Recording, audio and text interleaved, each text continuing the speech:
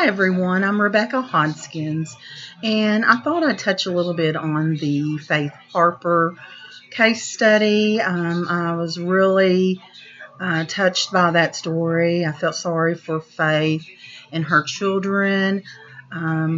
She did try to reach out and get help, but it seemed like that no one would ever give her time or day to investigate her case, and um, it just really upset me that nobody even gave her a chance to be able to defend herself.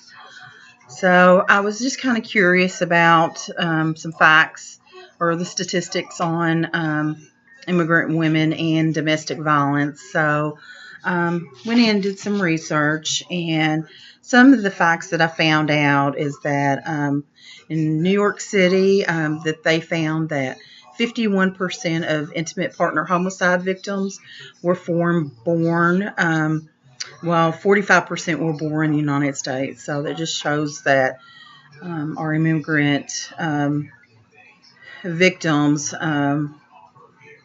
there's a higher rate of immigrant victims to intimate partner homicides.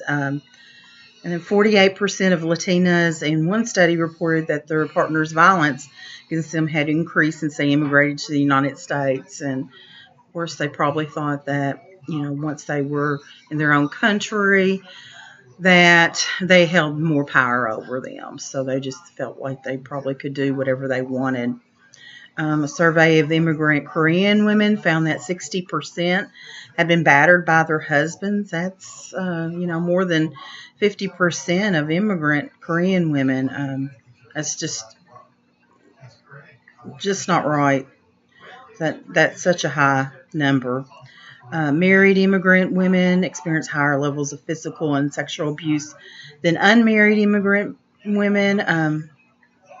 59.5% compared to 49.8%. So it goes on and on about the high numbers of immigrant women being affected by domestic violence. So one thing I was kind of concerned, what is our legislators or what is the United States trying to do to help protect these immigrant women? So found on another site that there were a few acts that was passed. The Violence Against Women Act, VAWA, of 1994. It includes a provision to allow immigrant victims of domestic violence to obtain immigration relief independent of their abusive spouse or parent through the process called self-petitioning.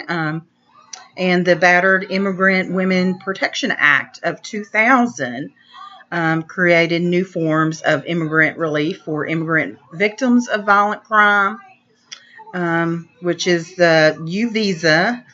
And there's also the Violence Against Women's Act of 2005 that expanded the protection and included some victims of elder abuse. So it looks like that they did pass some acts to help protect, but now I'm also got to thinking about this new immigrant law that the Trump administration had passed just recently.